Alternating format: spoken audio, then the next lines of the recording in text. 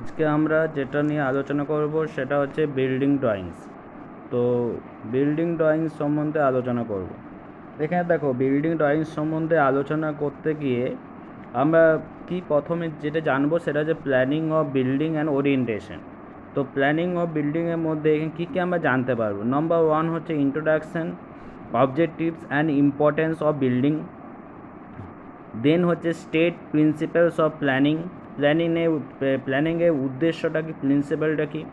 তারপর হচ্ছে explain orientation of বিল্ডিংয়ের ওরিয়েন্টেশনটা কীভাবে হবে সেটা আমরা জানবো।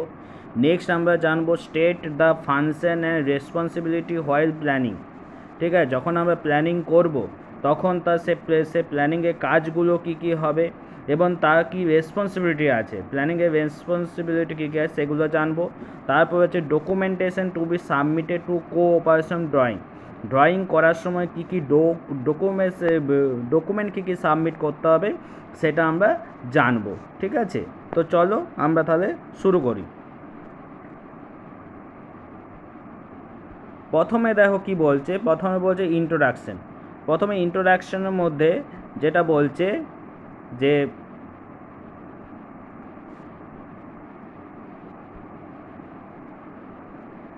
Food, shelter and clothing are the basic requirement of human বিংসের জন্য আমার বাসস্থান, খাবার, বাসস্থান, আশ্রয়, পোশাক খুবই গুরুত্বপূর্ণ।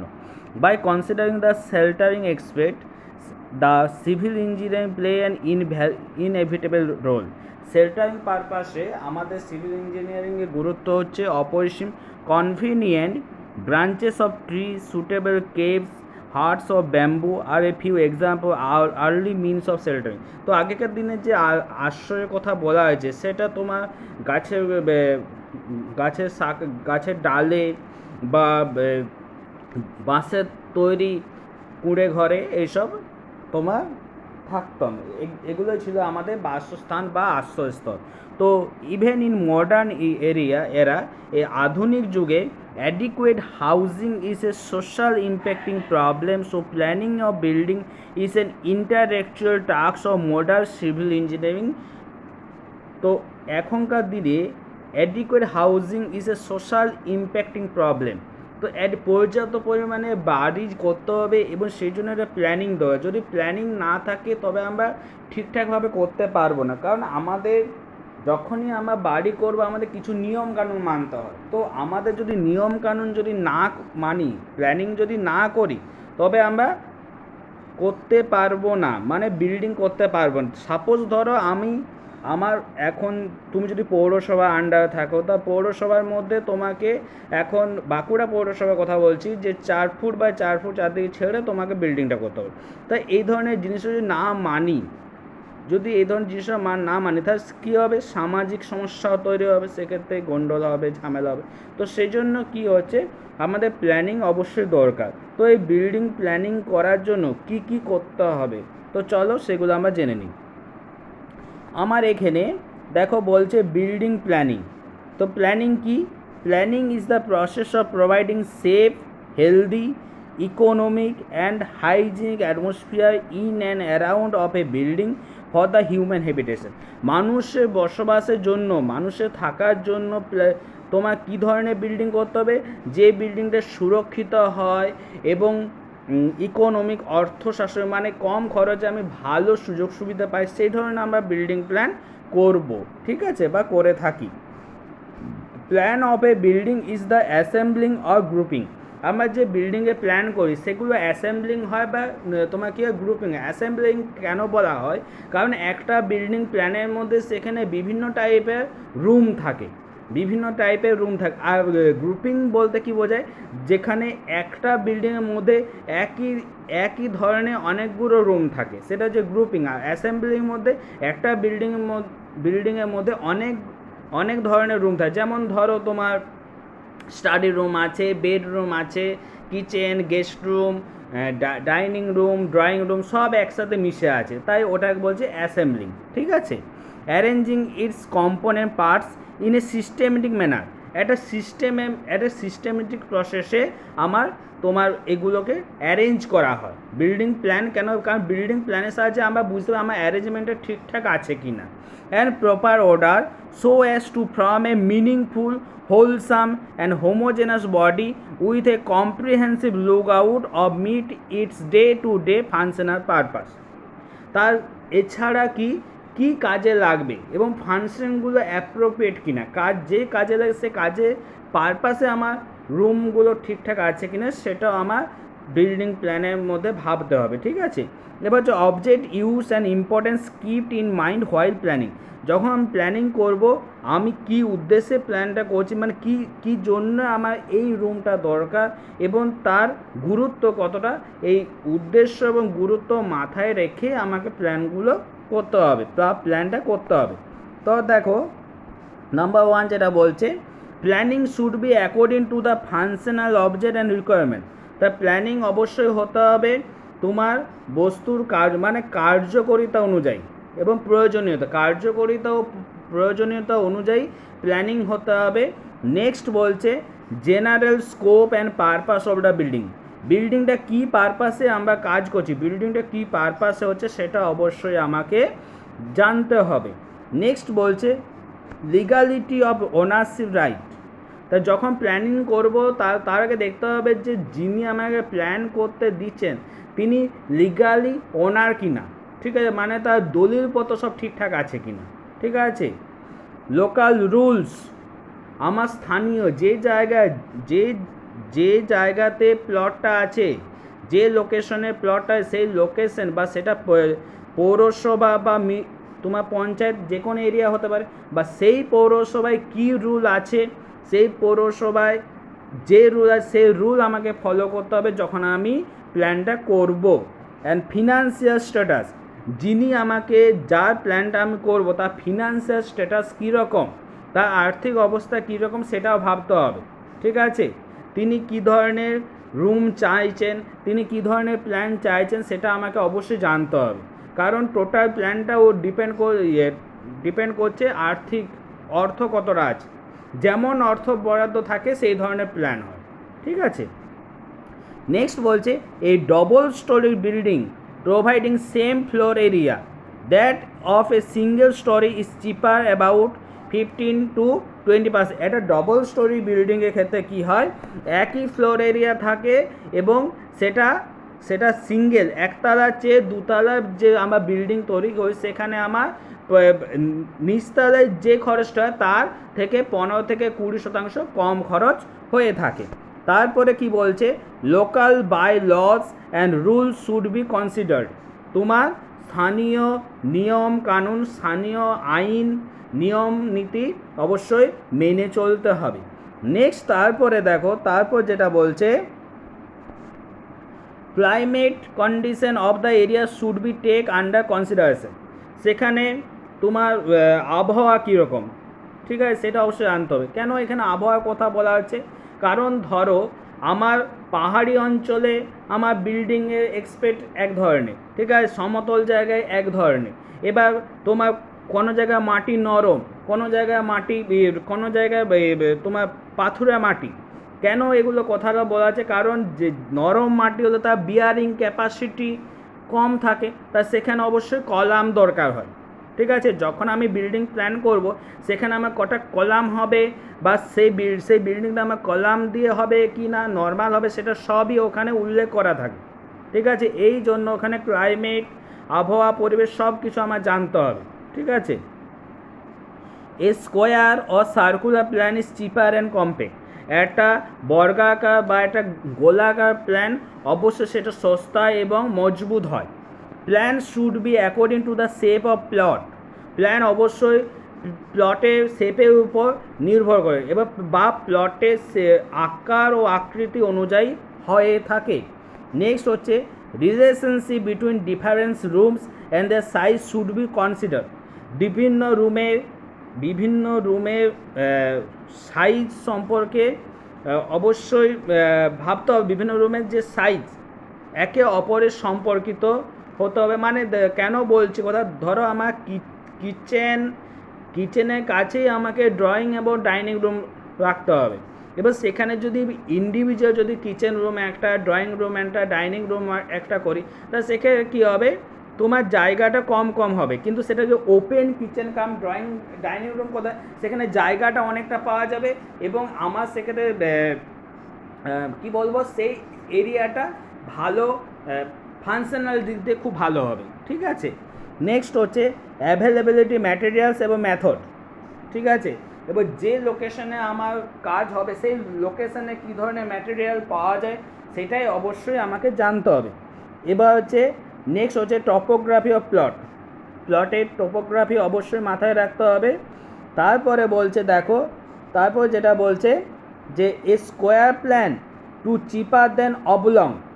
ঠিক আছে, the area occupied by the wall of a square building may be 15-20% less than rectangular plan. ঠিক আছে, তোমার আয়তকার প্ল্যানের চেয়ে আমার বর্গাকার বিল্ডিংয়ের ক্ষেত্রে কি হয়, সেখানে ওয়াল 15-25% ওয়াল কম ইউজ হয়। ঠিক আছে, আমার আয়তকার প্ল্যানে কেন তোমার দেওয়াল বেশি থাকে, কী জন্য, কারণ ধরো প্রস্থ যদি 25 মিটার হয়, সেখানে দৈর্ঘ্য হচ্ছে 50 মিটার, তাহলে সেখানে 50 মিটারে একটা ওয়াল হবে, এদিকে 25 মিটার, তাহলে সেখানে ওয়ালটা বেশি হচ্ছে। এই জন্য বলছে যে বর্গাকার যে প্ল্যান সেখানে ওয়ালের পরিমাণটা শতকরা 15-25 কম হয়। ঠিক আছে, তারপরে দেখো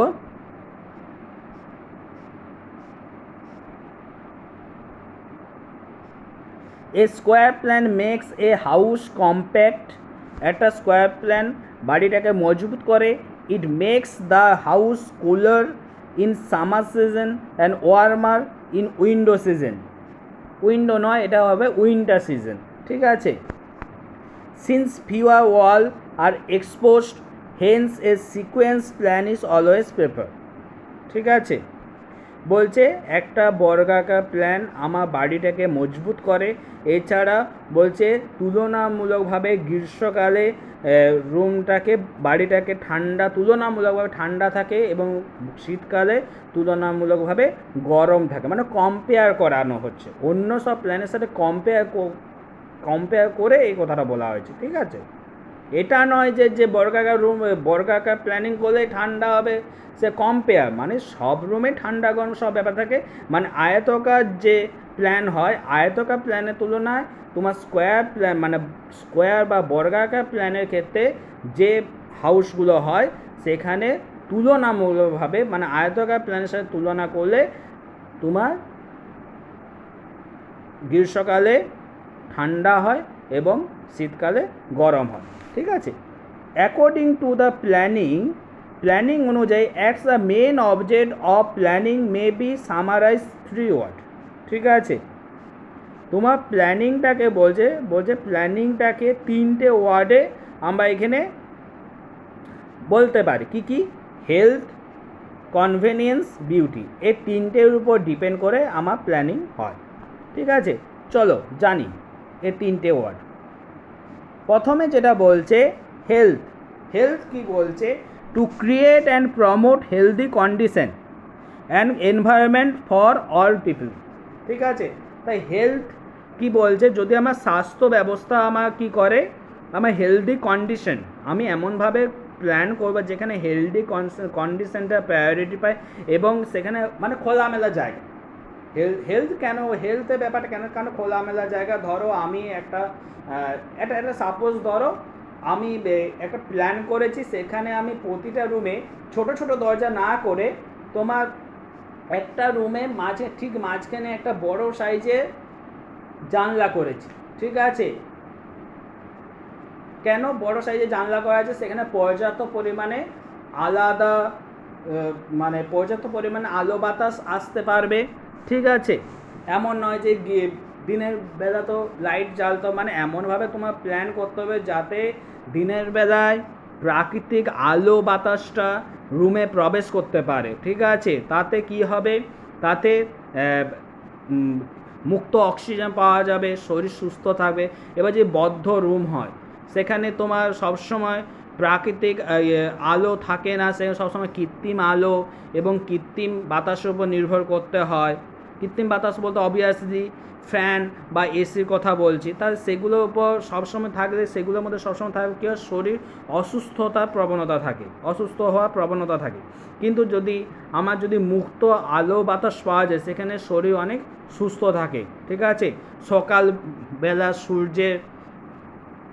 সূর্যের আলো, মিষ্টি আলো যদি পাওয়া যায়, তো এগুলো একটা হেলথের উপর নির্ভরশীল প্ল্যানটা। তো যখন আমি একটা প্ল্যান করব, তখন হেলথের ব্যাপারটা অবশ্যই মাথায় রাখতে হবে।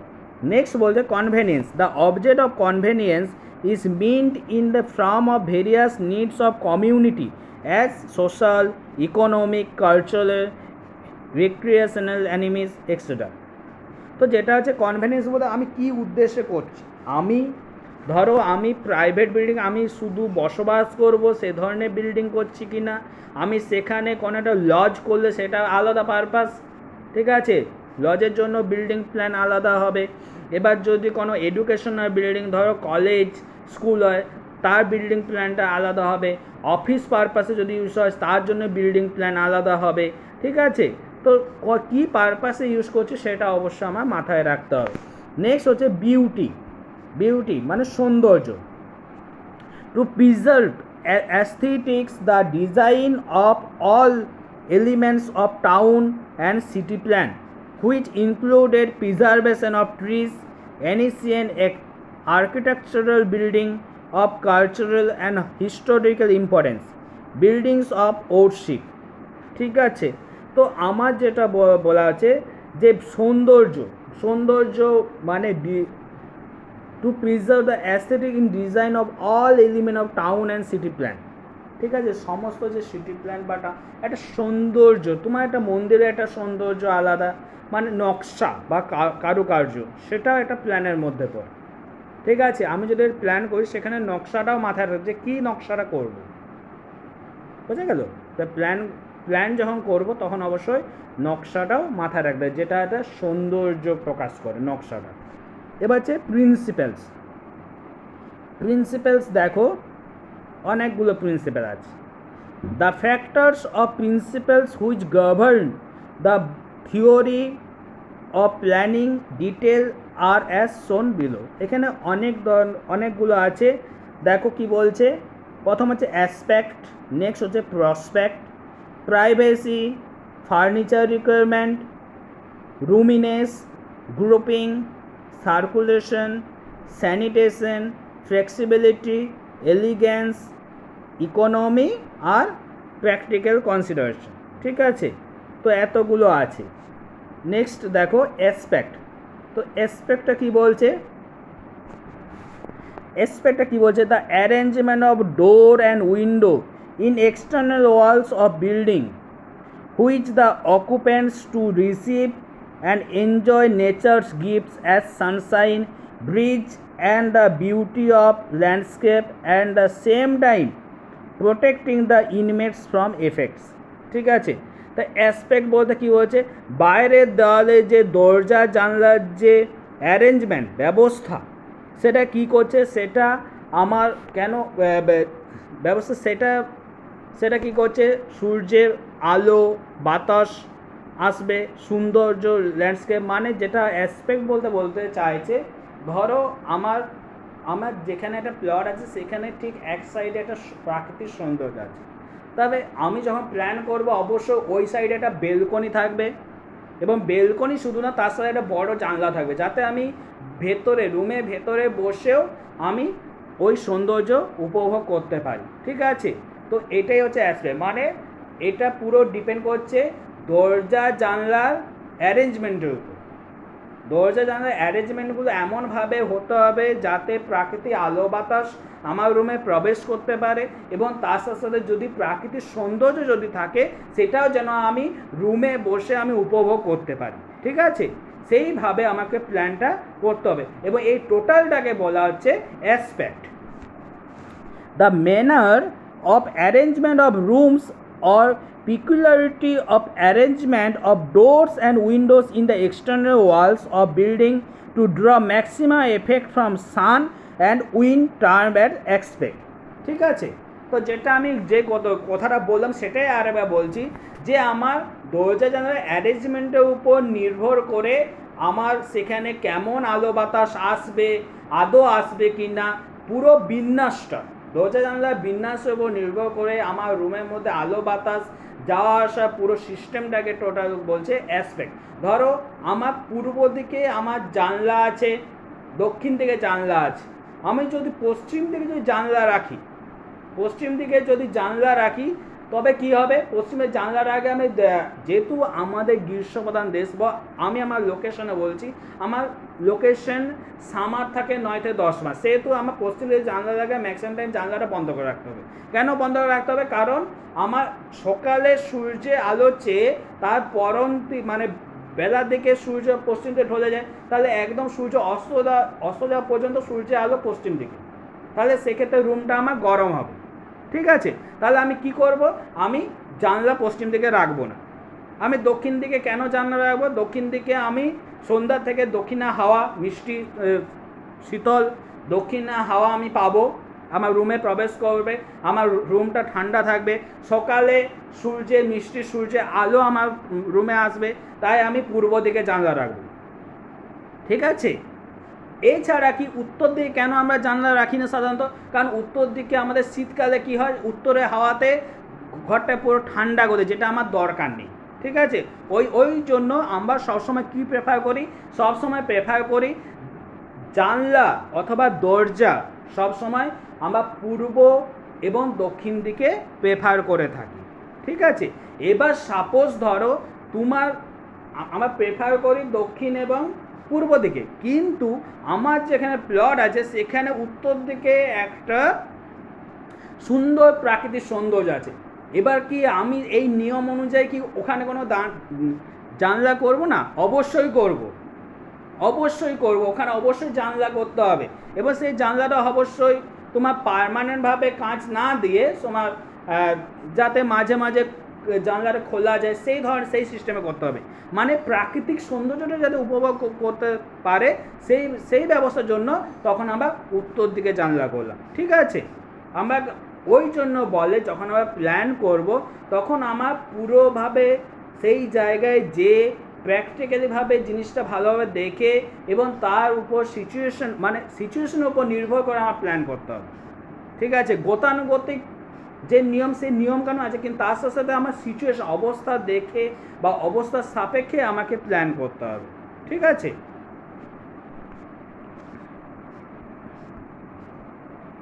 তারপর কি বলছে দেখো, a building must be design to suit the site with all its varying aspects, as not only provide comfort but are a requisite from hygienic point view, মানে শুধুমাত্র কমফোর্ট দেয় না, শুধুমাত্র আরাম দেয় না, একটা কি বলবো,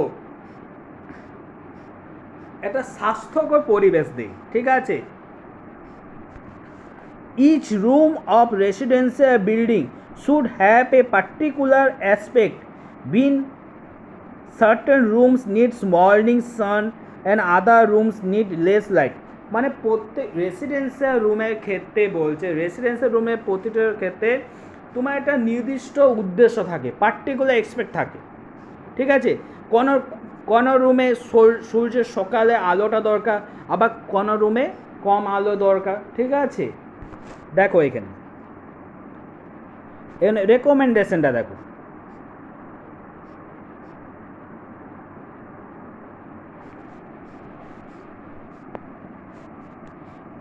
room recommended aspect and influencing factor, এই যে বেডরুম এখানে রেকমেন্ড করছে NW for north West, W for West, S for south West. তাহলে বেড কোন দিকে রেকমেন্ড করছে, এখানে নর্থ ওয়েস্ট মানে উত্তর পশ্চিম, ওয়েস্ট মানে পশ্চিম, সাউথ ওয়েস্ট মানে দক্ষিণ পশ্চিম, এই 3 দিকে রেকমেন্ড করছে। কেন রেকমেন্ড করছে? To receive plentiful breeze in summer, গ্রীষ্মকালে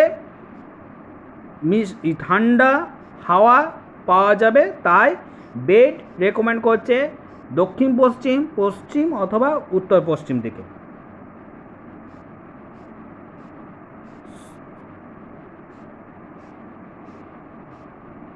নেক্সট হচ্ছে কিচেন। কিচেন কোন দিকে কোথায় কোথায় রেকমেন্ড করছে? কিচেন সাধারণত ইস্ট, পূর্ব দিকে। পূর্ব দিকে কেন রেকমেন্ড করছে? কারণ পূর্ব দিকে সকালের যে ফার্স্ট সূর্যের আলো সেটা বেশি হিট থাকে না, বেশি তাপ থাকে না, ঠিক আছে, মিষ্টি আলো, ঠিক আছে। তারপরে কি হয়, তারপরে সূর্য মাথার উপর যে পশ্চিম দিকে থাকে, ঢলে যায়। যেহেতু কিচেনে তোমার এমনিতে যখন রান্না তখন রুমটা হিট থাকে, তারপর যদি সূর্যের আলো যদি থাকে সাথে, তাহলে দেওয়ালগুলোও গরম হয়, সেক্ষেত্রে রান্না করতে অসুবিধা হবে। এই জন্য কি বলছে, কিচেনকে সবসময় রেকমেন্ড করছে পূর্ব দিকে। তারপর রেয়ারলি যদি খুবই সম্ভব না হয় তবে যেন উত্তর পূর্ব অবশ্যই হয়। পূর্ব দিকে মাস্ট, যদি পূর্ব দিকে না হয় তাহলে অবশ্যই উত্তর পূর্ব দিকে, রেয়ারলি উত্তর পূর্ব দিকে তোমার কিচেন হবে। কেন বলছে দেখো, যেটা বললাম, to receive morning sun which is germicides, it purifies the air, মানে সূর্যের আলোর সাথে বিশুদ্ধ বাতাসটা পাওয়া যাবে। It should be well illuminates and cool in afternoon, বিকেল দিকে ঠান্ডা থাকবে, ঠিক আছে। যদি এটা পশ্চিম দিকে হতো বিকেল দিকেও গরম থাকতো, সেক্ষেত্রে সন্ধ্যাবেলা রান্না করা যেত না, বোঝা গেছে। নেক্সট বলছে ডাইনিং। ডাইনিং বলছে তিনটে জায়গায় রেকমেন্ড করছে। প্রথম হচ্ছে south east, south West. South east মানে দক্ষিণ পূর্ব, সাউথ ফর দক্ষিণ, সাউথ ওয়েস্ট মানে দক্ষিণ পশ্চিম। এই তিন দিকে রেকমেন্ড করছে। কেন? Proximity of kitchen and it should B কুল, ঠিক আছে। ড্রয়িংয়ে দেখো এখানে 6টা দিক ইয়ে করেছে। South east, south West, West, north West, ঠিক আছে। সাউথ ইস্ট মানে দক্ষিণ পূর্ব, সাউথ মানে দক্ষিণ, সাউথ ওয়েস্ট মানে দক্ষিণ পশ্চিম, ওয়েস্ট ফর পশ্চিম, ফর নর্থ ফর উত্তর, নর্থ ওয়েস্ট মানে উত্তর পশ্চিম, ঠিক আছে। কেন বলছে? ড্রয়িংয়ে adequate natural lighting during winter, শীতকালে প্রাকৃতিক আলো, and obviate the sun during summer. Okay. Store কোথায় কোথায় বলছে? নর্থ ওয়েস্ট, নর্থ ইস্ট, উত্তর পশ্চিম, উত্তর বা উত্তর পূর্ব। কেন বলছে? Light from north being diffused and events distributed and কুল। এই যে নর্থ বা নর্থ ইস্ট, এই পজিশন কেন? এই পজিশনে সূর্য আলো সাধারণত পৌঁছাতে পারে না, সাধারণত রুমটা অন্ধকার থাকে এবং ঠান্ডা থাকে, এবং স্টোর রুম সাধারণত অন্ধকার হয়, সেই জন্য হালকা অন্ধকার হয়, সেই জন্য স্টোর রুমকে এইসব পজিশনে রেকমেন্ড করছে। এবার হচ্ছে প্রসপেক্টটা কি বলছে?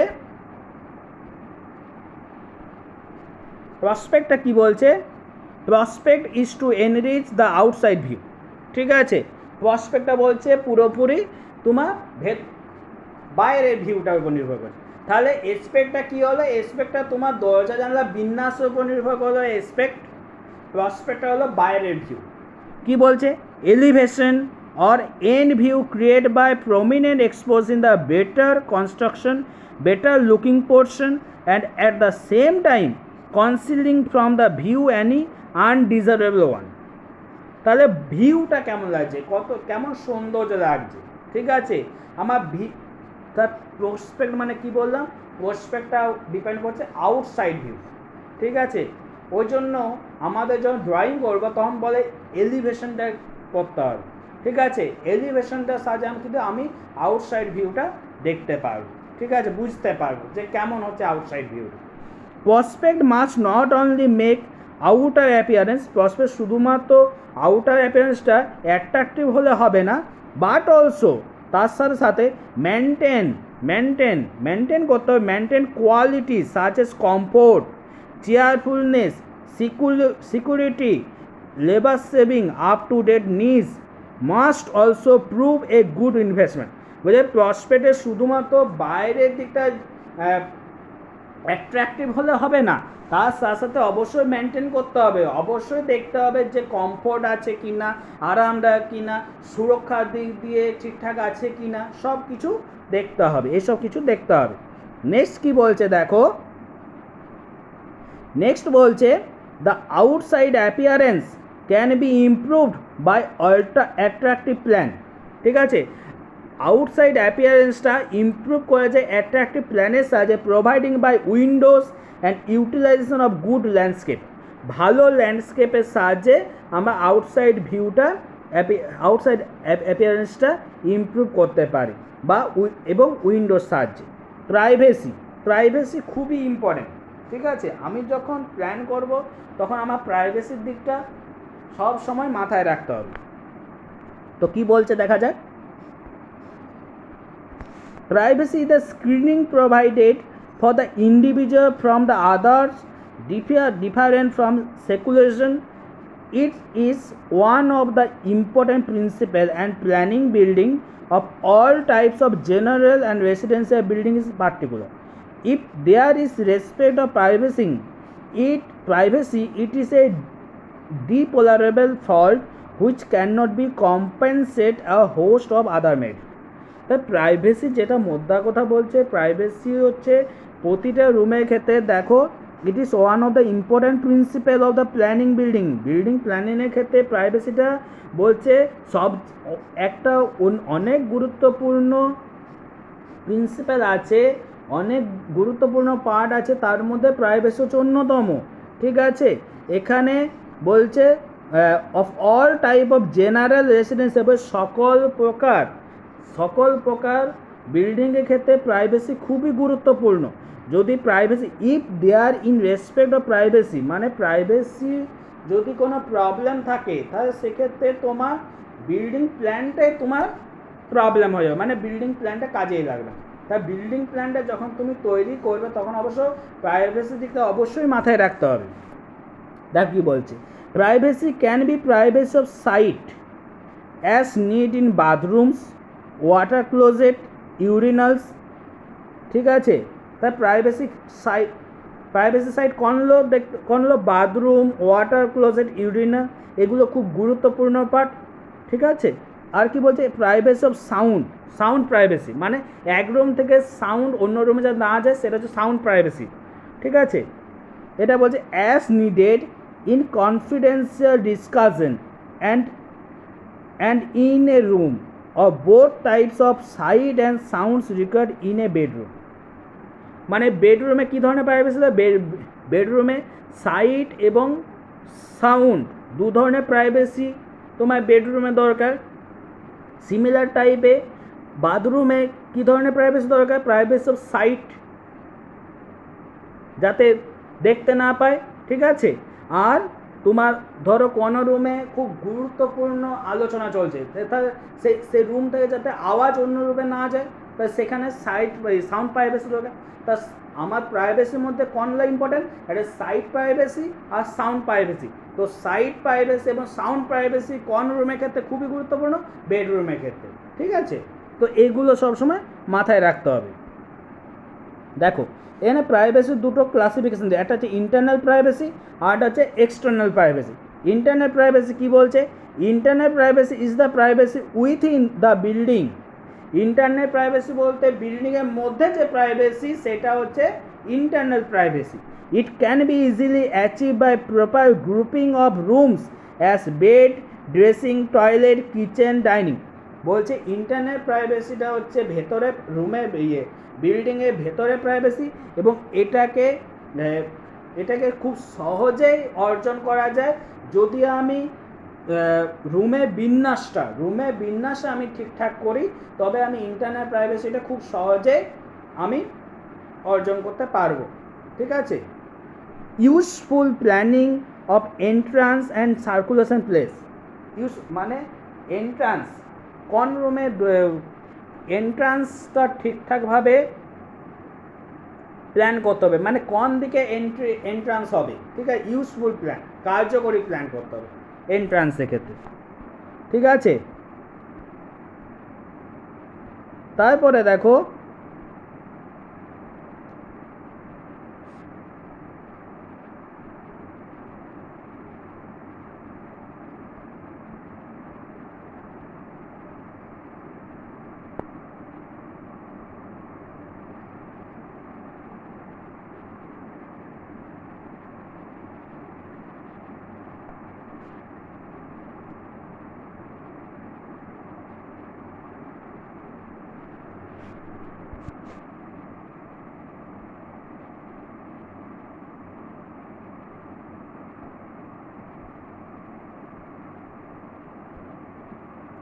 Locate the doors at one corner rather than middle. বলছে প্রাইভেসির জন্য কী বলছে, দরজাটাকে বলছে রুমের ঠিক মাঝে না করে এক সাইডে করতে হবে। দেখো দেখো এইখানে যদি দরজাটা এটা একটা রুম, এই রুমের ঠিক মাঝে তোমার দরজাটা করেছে, তা কী হচ্ছে এক্সপোজ তাহলে পুরো রুমটা এক্সপোজ করছে, পুরো রুমটা দেখতে পাচ্ছি, ঠিক আছে, পুরো রুমটা দেখা যাচ্ছে।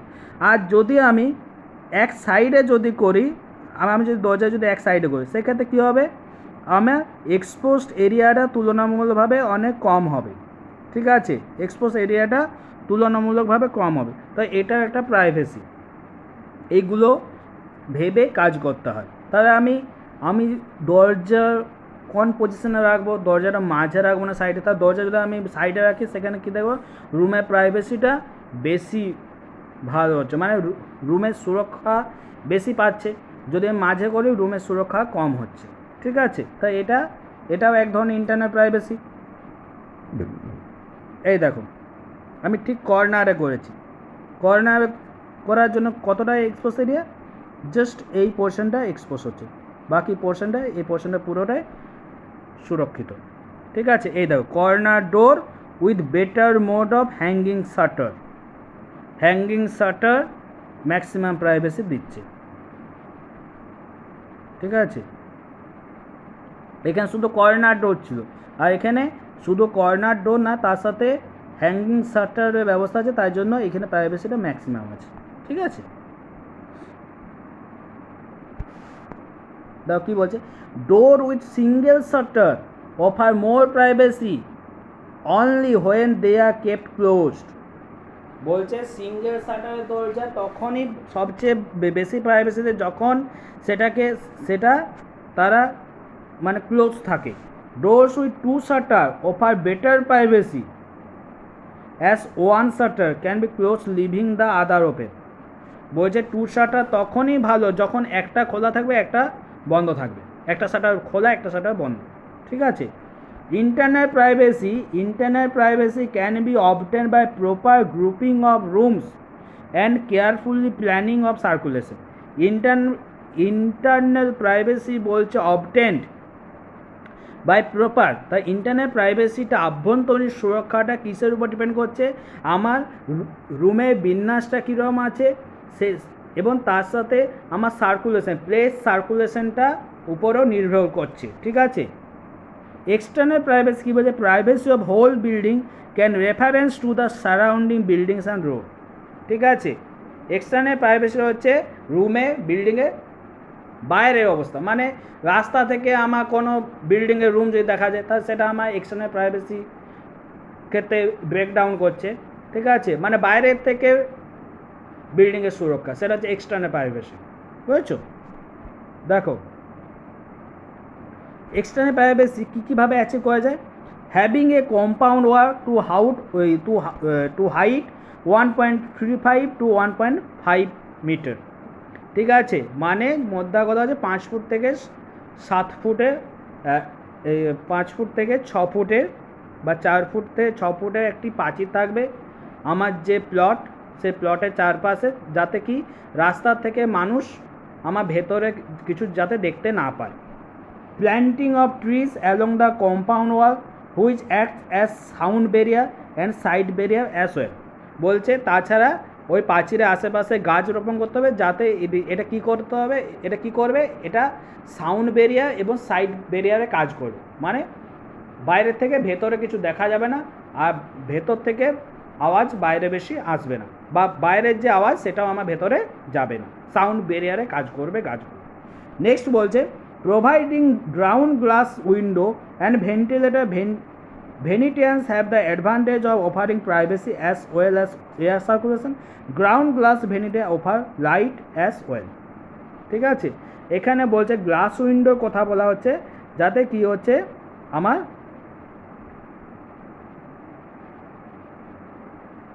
পর্যাপ্ত পরিমাণে আলো বাতাস আমার চলাচল করতে পারবে, ঠিক আছে। নেক্সট যেটা বলছে providing screen wall, certain wall and draft wall and বারান্দা, ঠিক আছে। এছাড়া বলছে আমার আউটসাইড এক্সটার্নাল প্রাইভেসির জন্য আমার বলছে স্ক্রিন ওয়াল, সার্টেন ওয়াল, ড্রাফট ওয়াল এবং বারান্দারও প্রোভাইড করতে বলছে। ঠিক আছে, আর কি বলছে, planting creeper along the boundary fencing and growing some. তাহলে আমি এই 5টা পয়েন্ট যদি মেনে চলি তাহলে আমি এক্সটার্নাল প্রাইভেসিও অ্যাচিভ করতে পারবো। ঠিক আছে।